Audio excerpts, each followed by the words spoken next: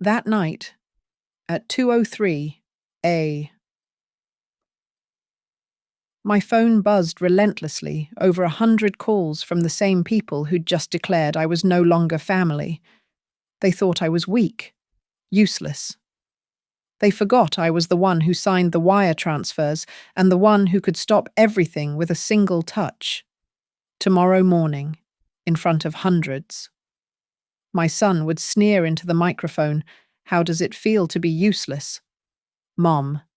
And I'd reveal the secret that would silence them all. My name is Margaret Hale Maggie, to those who still bother with familiarity, 62 years old, widowed, and apparently the invisible checkbook that kept my family afloat. I discovered this particular truth at my grandson Caleb's graduation party in Maple Ridge, Oregon, where the June air smelled of grilled salmon and betrayal. The party sprawled across my son Ethan's backyard, a property I'd helped secure with a $40,000 down payment 5 years ago, not that anyone remembered. Sloane, my daughter-in-law, had suggested I cover the catering costs since everyone's stretched thin these days. $2,350 charged to my credit card for artisanal sliders and organic lemonade that I wasn't even offered first. "Maggie, could you watch the beverage station?" Sloane's voice cut through the crowd noise, her smile as artificial as her veneered teeth. "We need someone reliable there." Reliable.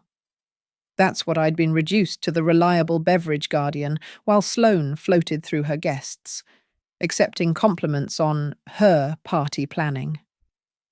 I stood behind that folding table for 3 hours, pouring drinks for relatives who barely acknowledged my presence, watching my $500 graduation gift to Caleb get tossed onto a pile with barely a glance. The speeches began at sunset. Sloane took the microphone first, her voice trembling with manufactured emotion. This journey wouldn't have been possible without our sacrifice, our dedication to Caleb's future. She went on for 12 minutes about late nights helping with homework, the college visits she'd organized, the financial burden they'd shouldered. Ethan stood beside her, nodding along, his hand on her shoulder in unified parental solidarity. Not once did either mention the $15,000 I'd paid for Caleb's SAT prep courses, the college application fees I'd covered, the car I'd bought him freshman year so he could commute to his internship. In their version of history, I simply didn't exist. I watched my grandson beam at his parents, watched the crowd applaud their dedication, and felt something cold settle in my chest. Not hurt, I was past hurt. This was clarity, sharp as winter frost. The party wound down around 10 p.m. I stayed to help clean. Of course, because that's what reliable Maggie does.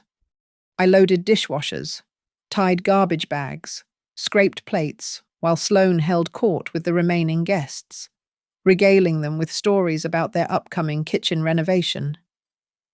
$20,000 should cover it, she said, loud enough for me to hear. But you know how contractors are. Always goes over budget. She caught my eye then, a quick glance that said everything. I knew what was coming. Another request disguised as casual conversation. Another withdrawal from the bank of Maggie. I drove home to my empty house, the same modest 3-bedroom I'd lived in since before my husband died, and made myself a cup of tea.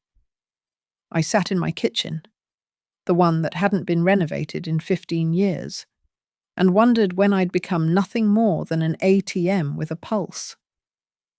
The notification came at 11:47 p.m., lighting up my phone screen in the dark bedroom. A message in the family group chat, the one they'd reluctantly added me to last Christmas. Ethan. "Mom, we need to talk about boundaries. Tonight made us realize some things need to change." Sloane. "We think it's best if you step back from family gatherings for a while. We need space to establish our own traditions. Caleb. Sorry, Grandma. I think they're right. Then came the cascade of thumbs-up reactions. My other daughter, Patricia, who lived in Seattle. Her husband, Marcus. Even my sister Barbara, who'd eaten 3 plates of food I'd paid for. Every single one of them clicked like on my exile. I sat up in bed, my fingers hovering over the keyboard. I could have begged, could have asked what I'd done wrong, could have promised to be better, less intrusive, more respectful of these mysterious boundaries I'd apparently crossed by existing. Instead, I typed 5 words, confirmed, cancelling all automatic payments. Then I turned off my phone. The panic would start in approximately 8 hours, when Ethan's mortgage auto payment failed. Then Caleb's car payment, the family phone plan, the credit card I'd co-signed for business expenses that mysteriously included Sloane's spa treatments and Ethan's golf membership. They wanted boundaries, I'd give them the Great Wall of China. I lay back against my pillows, staring at the ceiling in the dark. Tomorrow, they'd come knocking. Tomorrow, they'd remember exactly how useful I'd been. Tonight, for the first time in years, I smiled myself to sleep. The next morning, I made myself a proper breakfast, scrambled eggs, whole wheat toast, fresh strawberries, and pulled out my laptop. 5 years of bank statements waited in my filing system, meticulously organized because that's what retired accountants do. I opened a new spreadsheet and began the arithmetic of my generosity. Ethan's mortgage, $1,875 monthly. I'd been paying it for 41 months, $76,875. Caleb's car payment and insurance, $640 monthly for 3 years, $23,040. The family phone plan, $220 monthly for everyone's unlimited data and international calling. 4 years running, $10,560. The business credit card I'd foolishly co-signed when Ethan started Evercrest Builders, averaging $2,100 monthly in charges. I pulled up the statements: client dinners at Morton's Steakhouse, $190. Golf club membership, $400 monthly. A weekend at Cascade Resort that coincidentally aligned with Sloane's birthday, $870. Then came the emergency loans, $5,000 when their water heater broke, $8,000 for Sloane's root canal and crown work, $12,000 when Ethan's work truck needed a new transmission. Never a signed note, never a repayment plan. Just, thanks, Mom. You're a lifesaver. Total transferred over 5 years, $261,430. My hands trembled slightly as I highlighted the final sum. That money could have bought me a condo in Florida, a world cruise, a new life somewhere people might actually appreciate my presence beyond my routing number. The doorbell rang at 9:15 a.m. I took my time walking to the door, saving my spreadsheet first, pouring another cup of coffee. Let them wait. Ethan stood on my porch, his face flushed, hair uncombed. Sloane beside him, her usually perfect makeup smeared, designer purse clutched like a life preserver. Mum, what the hell did you do? Ethan's voice cracked like a teenager's. I established boundaries, I said, not opening the screen door. Isn't that what you wanted? The mortgage payment bounced. They're charging us $150 in fees. How unfortunate. Sloane pushed forward. Maggie, this is ridiculous. You can't just cut us off without warning. Like you cut me off from family gatherings without warning. That's different. You're right. I interrupted. What you did was cruel. What I'm doing is legal. I'm under no obligation to pay your bills. Ethan's face went from red to purple. Mum, we could lose the house. Then you'd better figure something out. Maybe cancel the kitchen renovation. Or Sloane could get a job. The way Sloane recoiled, you'd think I'd suggested she sell a kidney. This is financial abuse, she hissed. Taking advantage of our temporary situation. Temporary. I laughed, actually laughed. 5 years is temporary. $261,000 is temporary. Both their faces went white. You kept track. Ethan's voice dropped to a whisper. I'm an accountant. Ethan. Of course I kept track. Every dinner you claimed was for clients when Instagram showed you and Sloane celebrating anniversaries. Every golf game you wrote off as business development. Every spa treatment hidden in office supplies. I pulled out my phone, showed them the spreadsheet I'd emailed to myself. Would you like a copy for your records? Sloane grabbed Ethan's arm. We should go. Wait. Ethan's shoulders sagged. Mum, please. The mortgage is due in 3 days. We don't have... Then you have 3 days to figure it out, like adults do. Like I had to when your father died and left me with debt and 2 kids to raise. That was different. You're right again. I didn't have a mother paying my bills while I played successful businessman and devoted family man for the neighbors. They stood there, my son and his wife, looking like children who'd just learned Santa Claus wasn't real. Part of me, the mother part, wanted to cave, to write another check, smooth it over, pretend last night never happened. But I thought about that beverage table, about being erased from Caleb's success story, about those thumbs-up icons, each one a small knife between my ribs. You wanted space, I said quietly. Consider this all the space you need. I closed the door on their shocked faces and returned to my spreadsheet. There was more accounting to do. 5 years of gifts, loans, and bailouts to catalogue, evidence to gather. Because this wasn't over. This was just the beginning of them learning exactly how much I'd been worth. Monday morning. I drove to downtown Portland to meet Monica Rivera at Harborline Advisors. I'd found her through a colleague's recommendation, someone who specialized in financial restructuring for women reclaiming their assets. Perfect. Monica's office overlooked the Willamette River, all glass and steel confidence. She was younger than I expected, maybe 40, with sharp eyes that missed nothing as I laid out my spreadsheets. 261,000 in documented transfers, she said, fingers dancing over her calculator, plus interest at market rates. We're looking at close to 300,000 in value extracted from your estate. Can I recover any of it? Gifts to family members are generally non-recoverable unless you can prove undue influence or incapacity. She paused. But this business credit card situation is different. You're a co-signer, equally liable. But are they authorized users on your personal accounts? No. I've been transferring money to cover their charges. Monica smiled. Then we document everything.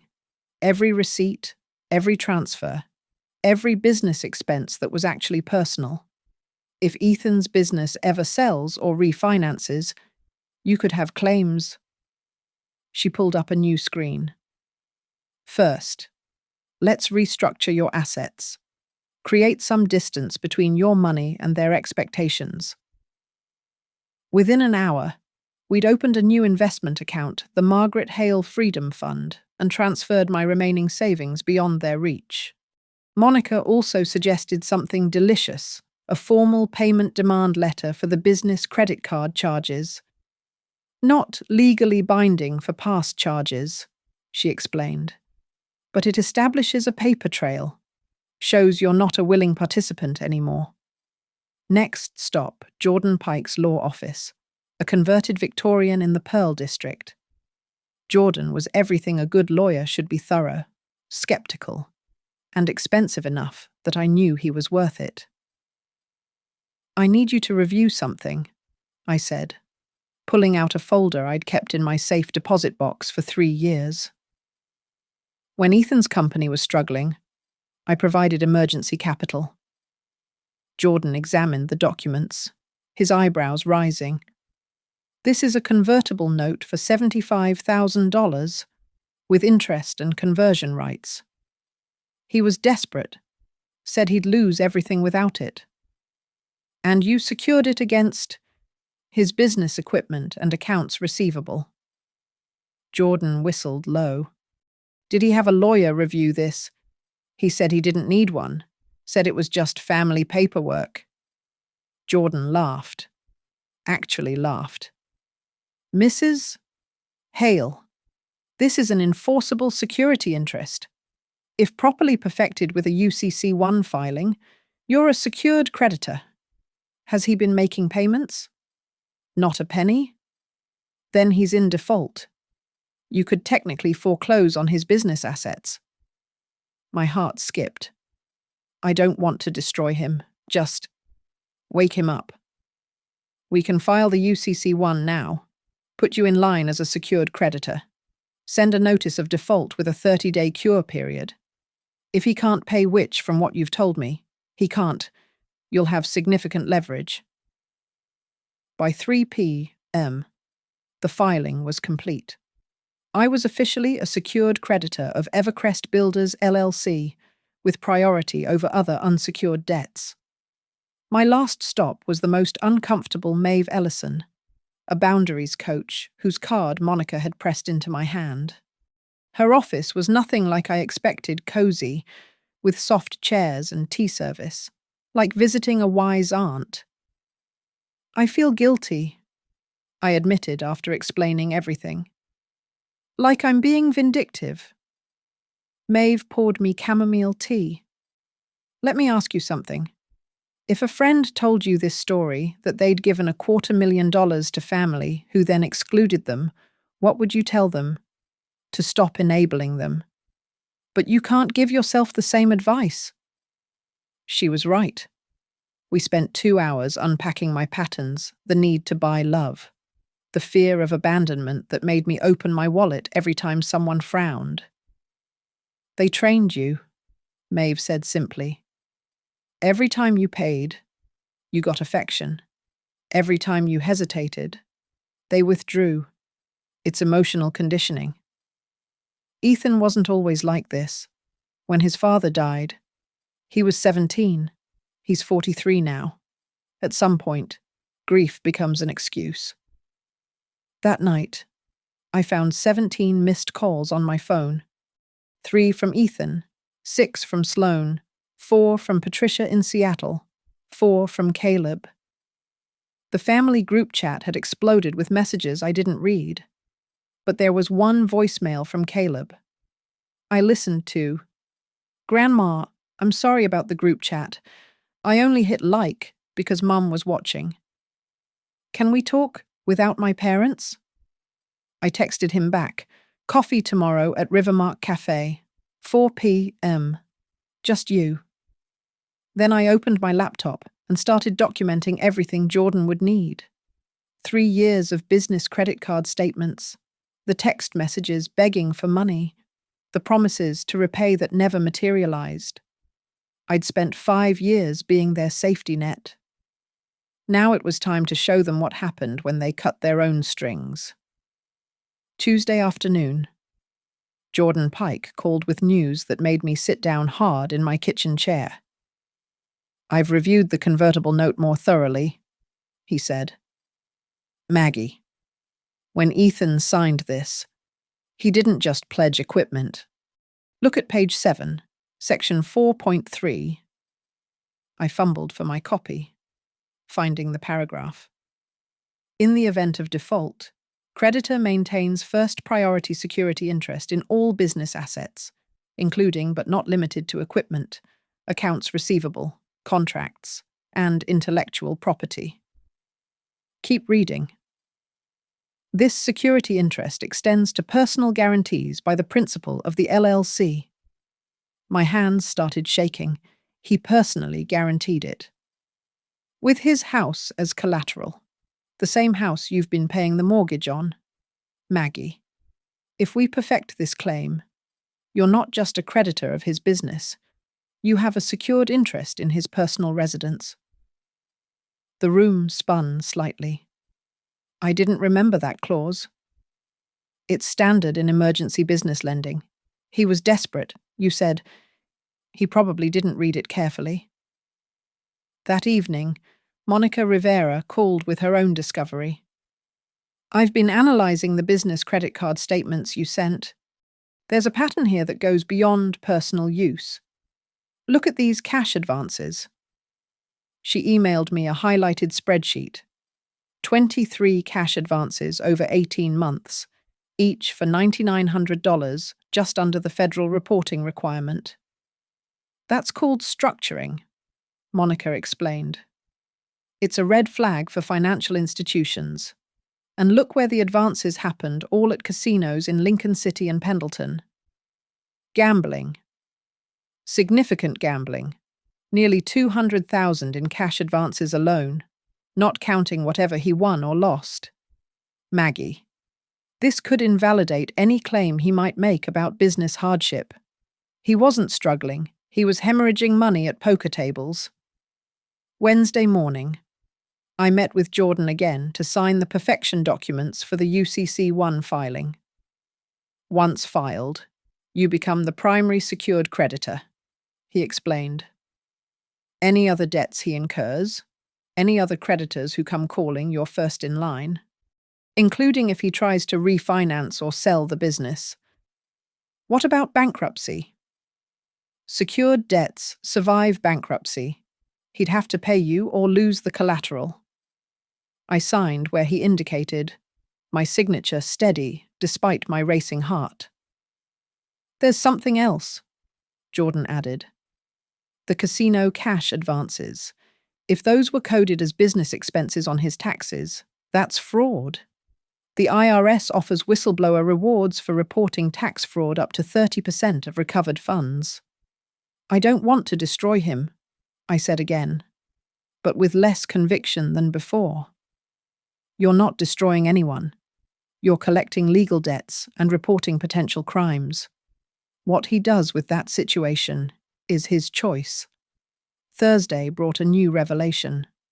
While organizing documents for Jordan, I found an insurance policy I'd forgotten, a whole life policy on myself with a $500,000 death benefit. I'd purchased it years ago, naming Ethan as beneficiary when my husband died, thinking it would help with final expenses and leave something for the grandchildren. I called the insurance company immediately. I need to change my beneficiary, I told the agent. Of course. Who would you like to name? I thought of Caleb's voicemail, his genuine apology. Caleb Hale, my grandson. But I wanted in a trust with specific conditions. The agent walked me through establishing an educational trust. Caleb would only receive funds for documented educational expenses or upon reaching age 30, whichever came first. Ethan would no longer profit from my death. Friday morning at 8 sharp, Northvale Credit Union's fraud department called. Mrs. Hale, we're seeing suspicious activity on the account you co-signed. Multiple casino cash advances and business expenses that appear personal. As a joint account holder, you could be liable for fraud charges unless you formally dispute these transactions. I want to file a dispute, I said immediately, and remove myself from the account. We'll freeze the account during investigation.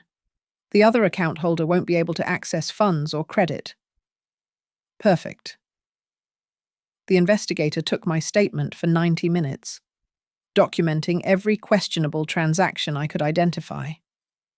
When she mentioned potential criminal charges for fraud over $10,000, I didn't object.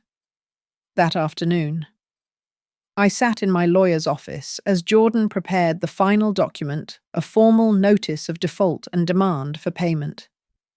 75,000 principal plus 3 years of interest at 12% per annum, he calculated, plus late fees, legal costs, and perfection fees. Total due $119,800. He doesn't have it. Then he has 30 days to figure it out. Or you can begin foreclosure proceedings on the collateral, his business assets, and the personal guarantee. Send it, I said. Jordan smiled. Certified mail, signature required. He'll have it Monday morning. I drove home, feeling something I hadn't experienced in years, power. Not the ugly kind that crushes people, but the clean kind that comes from standing up straight and refusing to be bent anymore. My phone buzzed with a text from Sloane. You're destroying your own son. I texted back, no, I'm collecting what's mine. Then I blocked her number. Monday morning arrived with a thunderstorm, both meteorological and digital.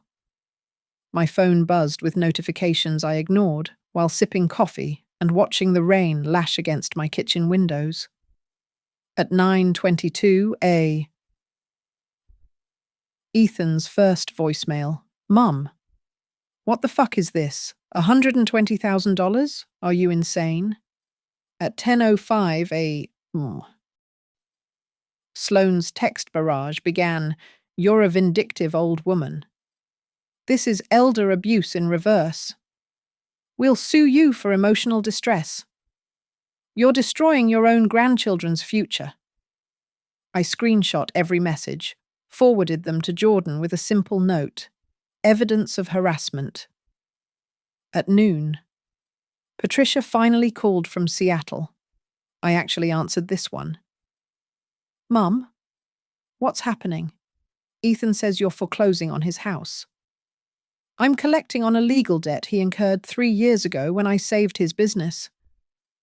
But he's family. Family doesn't steal $200,000 and then ban you from gatherings. Patricia. Or did you forget you liked that message too? Silence. Then, I only did that because it was easier than standing up for me. I understand. It's always been easier to let Mom handle everything. That's not fair.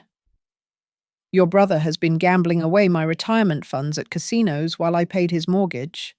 Still think I'm being unfair? Patricia gasped. Gambling. Cash advances just under federal reporting limits, 23 times in 18 months.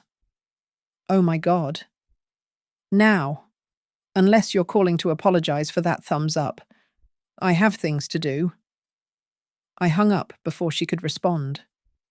Tuesday afternoon, I met Caleb at Rivermark Cafe as planned. He looked terrible, hollow-eyed, unshaven, nothing like the golden boy from graduation. Grandma, I'm so sorry, he started before even sitting down. For which part? Agreeing I should be excluded from family gatherings or standing by while your parents erased my contributions to your education. He flinched. All of it. Mom made it sound like you were being controlling, but Dad let slip about the money yesterday. I had no idea you were paying for everything. Your car, your insurance, your SAT prep, your college application fees. The car was from you. His face went white. They said they'd saved up. Caleb, your parents haven't saved a penny in 5 years. Every dollar went to maintaining appearances or onto blackjack tables. He put his head in his hands. The gambling. Mom's been crying about it for 2 days. Says you're lying, but Dad won't deny it. I pushed a folder across the table. Bank statements, casino cash advances highlighted in yellow. Caleb looked through them, his face crumbling. Jesus Christ, Grandma. I'm changing your car registration to your name only. I interrupted. It'll be your responsibility now. Insurance too. Think of it as a graduation present and a lesson in adulthood. I can't accept. You already did. 3 years ago. This just makes it official. He nodded, tears threatening. What about Mom and Dad? They're adults. They'll figure it out. Wednesday brought the lawyer's letter I'd been expecting. Some ambulance chaser named Richard Kellman, threatening to sue me for financial elder abuse and intentional infliction of emotional distress. Jordan laughed when I forwarded it to him. Elder abuse. You're the elder here. This is desperate nonsense. Should I be worried? About a lawyer who can't even cite the correct statutes? No. I'll respond with our documentation of Ethan's gambling and fraud. Watch how fast this disappears. Thursday evening, Sloane appeared on my doorstep. No Ethan this time, just her designer bag clutched like armor. May I come in? No. She shifted on her heels. Maggie, please, we can work this out. Like we worked out my exclusion from family gatherings. That was a mistake. We were emotional. Save it, Sloane? What do you want? Her facade cracked slightly. The credit union froze our business account. We can't make payroll tomorrow. That's a consequence of fraud, not my problem. 12 employees will lose their jobs. Then Ethan should have thought about that before using company funds at poker tables. She pulled out her phone, showed me a photo of their house. We'll lose everything. Is that what you want, to see your grandchildren homeless? You have a 4-bedroom house worth $800,000 that I've been paying for. Sell it. Downsize. Live within your means for once. You bitter old... Stop. My voice cut through her building rage. Every word you say is being recorded by my doorbell camera. Continue threatening me, and it becomes evidence. Sloane backed away, her perfectly composed mask finally shattering. You won't get away with this. I already have. Friday morning, Jordan called with news. Kellman withdrew his threat. Seems he reviewed our evidence and realized his clients were more likely to face charges than win a suit. What's next? Ethan has 18 days left to pay or negotiate. Otherwise, we file for foreclosure on the business assets and activate the personal guarantee. That evening, I sat in my quiet kitchen, sorting through 20 years of photo albums. Every Christmas, Ethan and his family smiling, gifts piled high, gifts I now knew I'd paid for indirectly. Every vacation they'd taken while I stayed home, unable to afford travel because my money went to their mortgage. My phone rang. An unknown number. But I recognized Barbara's voice immediately, my sister who'd also given that thumbs up. Maggie, this has gone too far. Has it? You ate food I paid for, then agreed I should be excluded. Now you call when there are consequences. But family. Family is just a word people use when they want your money, but not your presence. Barbara, I'm done being the family ATM. I hung up and turned off my phone.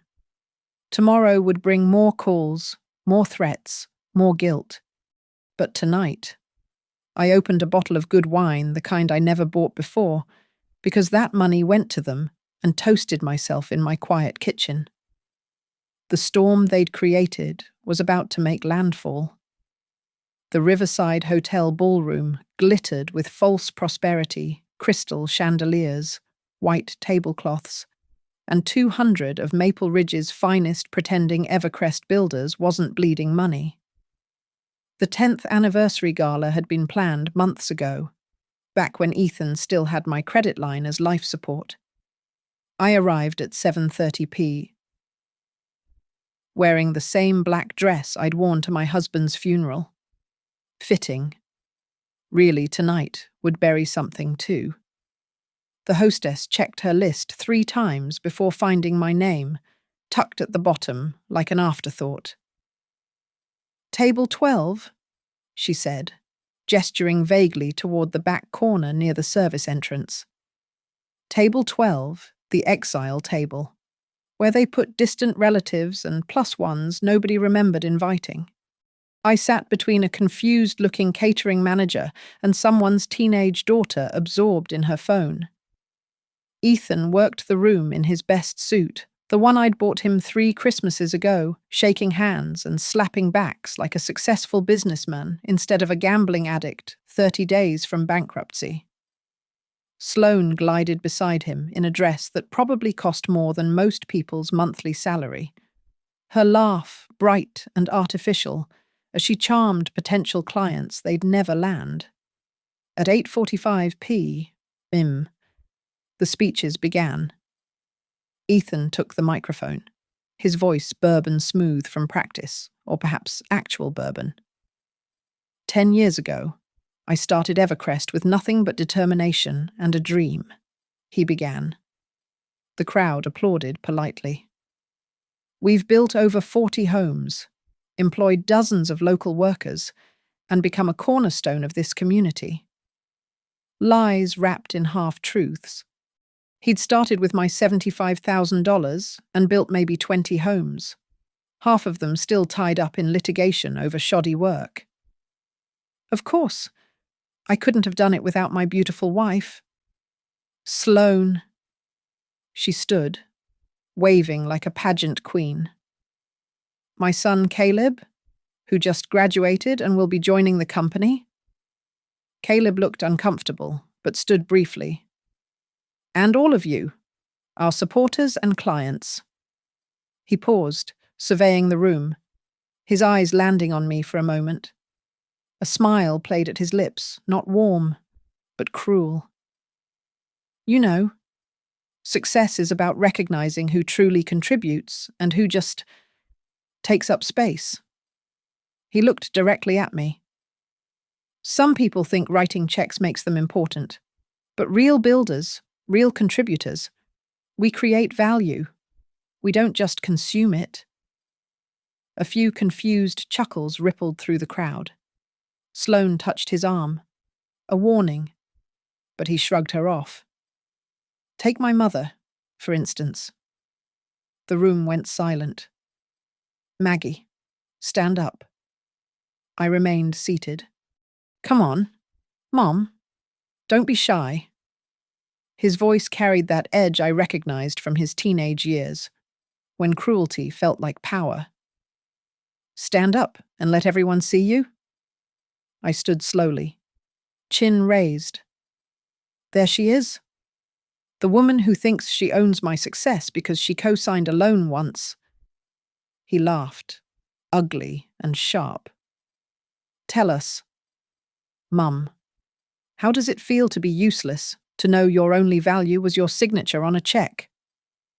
The room held its breath. 200 faces turned to stare at me, some sympathetic, most simply shocked at the public cruelty. I walked toward the stage, my heels clicking against the parquet floor in the silence. May I? I gestured to the microphone. Ethan smirked, stepping aside with an exaggerated bow. By all means, tell everyone how unfair I'm being. I took the microphone, pulled a folded document from my purse, and spoke clearly, calmly. Good evening. Since my son has chosen to make our family business public, let me share some facts. I unfolded the paper. This is a UCC-1 financing statement, filed with the Oregon Secretary of State. It shows that I am the primary secured creditor of Evercrest Builders, holding a properly perfected security interest in all business assets. Murmurs rippled through the crowd. 3 years ago, when Evercrest was 48 hours from closing, I provided $75,000 in emergency funding, not a co-signature direct capital investment, secured by business assets and a personal guarantee from Ethan Hale. I pulled out another document. This is a forensic accounting report prepared by Harborline Advisors.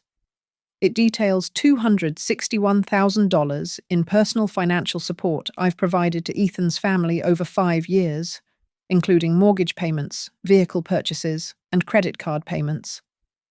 It also documents 23 casino cash advances totaling over $200,000, fraudulently coded as business expenses. Gasps now. Someone in the back started recording with their phone. As of today, Evercrest Builders owes me $119,800 in defaulted debt. The business account is frozen pending fraud investigation. Personal bankruptcy won't discharge this debt because it's secured by personal guarantee.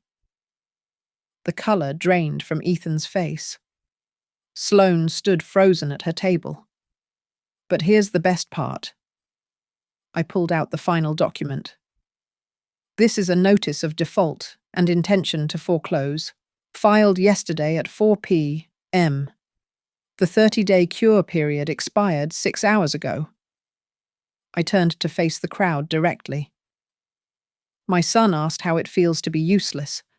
Useless doesn't hold legal claim to everything you see around you. Useless doesn't have the power to seize business assets. Useless doesn't have a forensic trail of fraud to submit to the IRS. I looked back at Ethan, who stood speechless, mouth opening and closing like a landed fish. I'm not useless. Ethan, I'm your largest creditor. And as of, I checked my watch, 10:02 p. I'm calling the note. You have 24 hours to pay in full or surrender all collateral. I set the microphone back in its stand with a soft thump that echoed through the silent ballroom. Happy anniversary? The ballroom erupted the moment I stepped away from the microphone. Chairs scraped against the floor as people stood, some rushing toward the exits, others pulling out phones to capture the aftermath.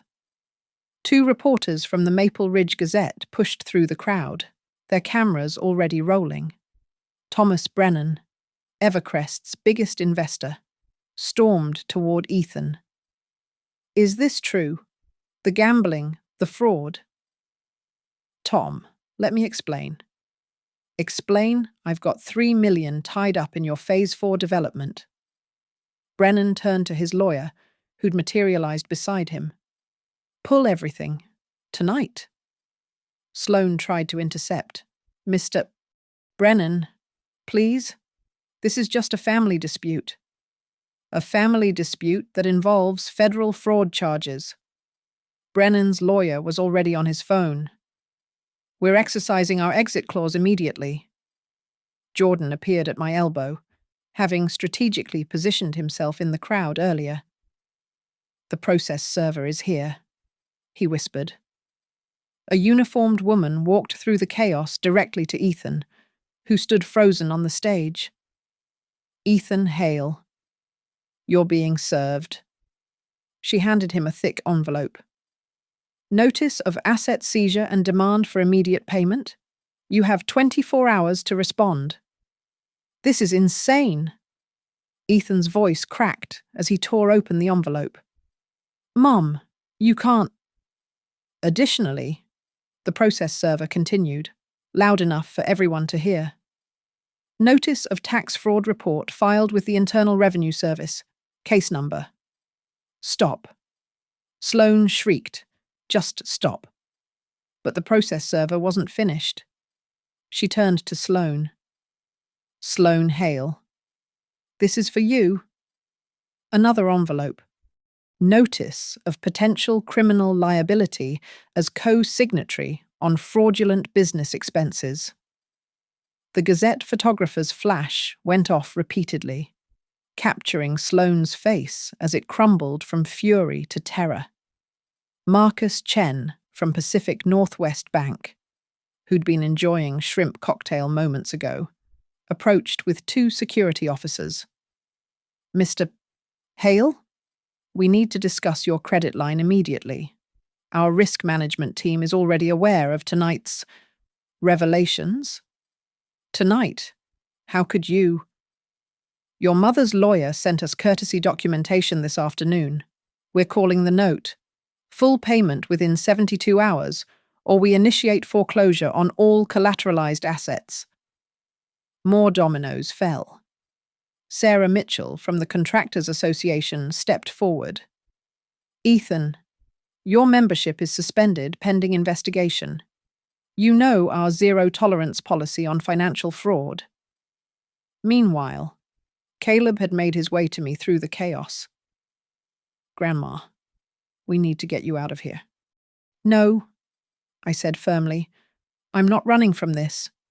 Dad's lost it. Look." Ethan had grabbed the microphone again, his face purple with rage. "You want to destroy me? Your own son? What kind of mother?" The microphone cut off. The hotel's event manager stood at the soundboard. "Mr. Hale, I'm going to have to ask you to leave. This event is over." "I paid for this room." "With a check that will likely bounce," the manager replied. "Security is here to escort you out." Two uniformed guards appeared, flanking Ethan. He looked wild, desperate. Nothing like the smooth businessman who'd mocked me an hour ago. Jordan raised his voice, addressing the room with courtroom authority. "Ladies and gentlemen, if anyone has outstanding contracts or financial dealings with Evercrest Builders, I encourage you to contact your legal representation immediately. The company's assets will be liquidated in order of creditor priority." The exodus accelerated. Within minutes, only a handful of people remained, mostly hotel staff and journalists. One reporter approached me, recorder in hand. "Mrs. Hale, do you have any comment on tonight's events?" "Yes," I said clearly. "For 5 years, I subsidized a lifestyle built on deception while being told I was useless. Tonight, I collected what was legally mine. That's not revenge, it's justice. The fraud allegations are documented and submitted to appropriate authorities. The IRS and Oregon Department of Justice will determine next steps." Sloane stumbled toward me, mascara streaming down her cheeks. "You've ruined us. We'll lose everything. You had everything because I paid for it. Now you'll have what you actually earned. The children will learn their parents aren't above consequences. Valuable lesson." She raised her hand as if to slap me. Jordan stepped between us. "Assault charges would make your situation considerably worse, Mrs.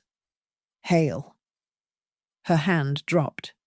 Behind her, Ethan was being escorted out by security, shouting threats about lawsuits and elder abuse, his voice echoing off the marble walls. The hotel manager approached apologetically. "Mrs. Hale the Elder." "Hale, I need to inform you that the check for tonight's event will likely be refused. Are you willing to send me the invoice?" I said. "I'll cover it and add it to what they owe me." "Thank you, ma'am." And that was quite something.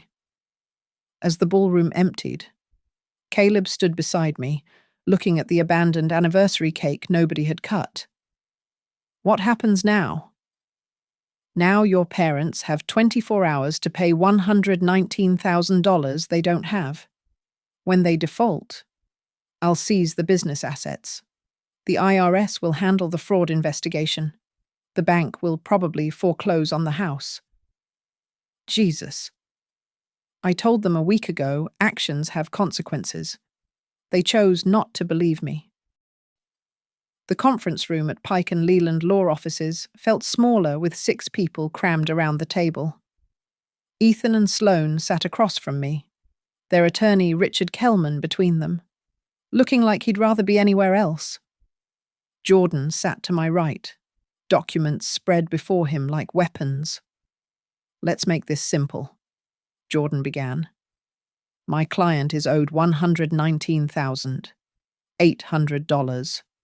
You have—" He checked his watch, 4 hours before the seizure order becomes executable.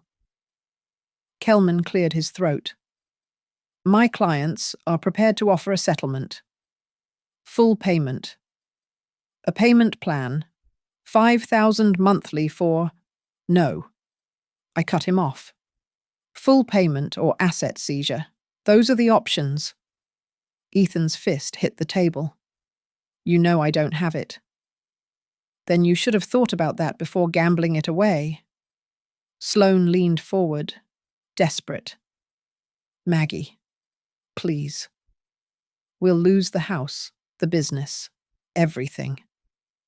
"Everything I paid for," I corrected. "Everything you took while telling people I contributed nothing."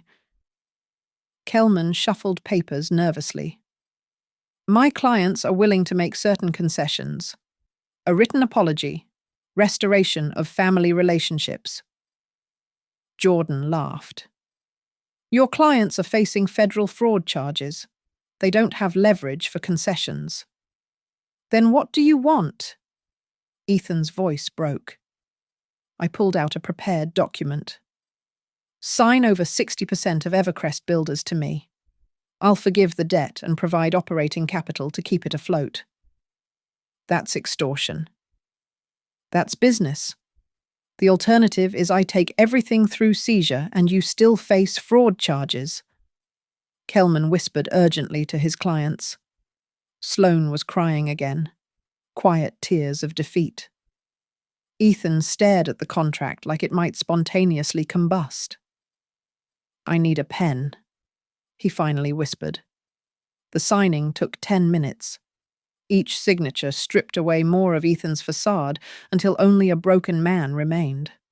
When finished, I owned controlling interest in Evercrest Builders LLC. "The fraud investigation?" Sloane asked weakly. "Continues," Jordan said. "That's up to the IRS now. But with new management and proper books going forward, criminal charges are less likely." As they stood to leave, Ethan turned back. "Why didn't you just keep paying We're Family?" "Family doesn't mean ownership. Ethan, you forgot that."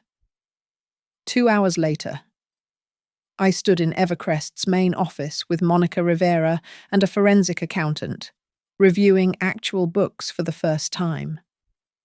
The situation was worse than expected, but salvageable. "Cut the excess staff, eliminate the luxury leases, focus on the 3 viable projects," Monica advised. "You could be profitable within a year." And Ethan stays on as minority partner and project manager. He knows construction, just can't manage money. That evening, Caleb helped me move boxes of financial records into my car. "You really saved the company." "I saved the jobs of 12 honest employees. Your father is just collateral benefit." "Mum says you're evil." "Your mum signed documents she didn't read and spent money she didn't earn. That's not evil, that's stupid." He laughed, surprising himself. "What about us?" "The family." "That's up to all of you. I'll be here. But the bank is closed." 3 weeks later, I received an email from the IRS. The fraud investigation resulted in penalties and back taxes totaling $47,000, Ethan's responsibility, not mine as the new majority owner. He'd need a payment plan he couldn't afford. Patricia called from Seattle. "Mum, I heard about everything. I'm sorry about the thumbs up. I was weak." "Yes, you were. Can we start over?"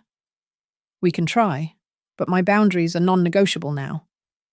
The local news ran a segment, "Family Feud Exposes Construction Company Fraud." I declined all interviews. The story would die soon enough, replaced by other scandals. 6 months later, Evercrest posted its first profitable quarter under my management. I promoted Caleb to junior project manager. He'd earned it, working without expecting handouts. Ethan showed up, did his work, and left without speaking to me. Sloane had filed for separation, unable to maintain her lifestyle on Ethan's reduced income. I sat in my office, the one Ethan used to occupy reviewing contracts worth more than I'd given away over 5 years. The morning light streamed through windows I'd paid to install, illuminating books that finally balanced. My phone buzzed. A text from Barbara. Thinking of you? Proud of you? Delete. Some bridges, once burned, provided better light than passage. I looked at the nameplate on my desk, Margaret Hale, CEO, not bad for someone useless. Walking to my car that evening, I passed Ethan in the parking lot. He stood by his decade-old truck, the Mercedes, long since repossessed. How does it feel? He asked bitterly. To destroy your own son? I considered the question, then smiled. I didn't destroy you, Ethan. I stopped enabling you. There's a difference. I drove home to my modest house, made myself dinner, and sat in peaceful silence. No frantic calls for money, no guilt-laden requests, no family drama, just peace. Hard won and thoroughly earned. The end? Thank you for listening to this story of betrayal, justice, and ultimately, self-respect. Where are you listening from today? I'd love to know in the comments below. If this story resonated with you, please subscribe to the channel and share your thoughts. Have you ever had to draw hard boundaries with family over money? Let's discuss in the comments section.